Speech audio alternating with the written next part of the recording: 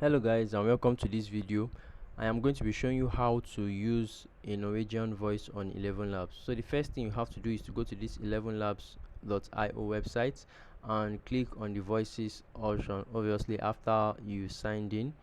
Then once you click on this Norwegian option, which is in the collection section on 11 Labs voices, you should bring a page similar to this, and all you have to do is sample each voice to make sure uh, it's sounding the way you want, or it's projecting the sound appropriately. Now once you've selected the voice of your choice, all you have to do is click on the add to my voices option here, and it will be added to your project, and you can continue editing your work from that place. So this is how to add or use Norwegian voice on 11 Labs. So if you've enjoyed this video, please consider leaving a comment below, and I'll see you in the next one.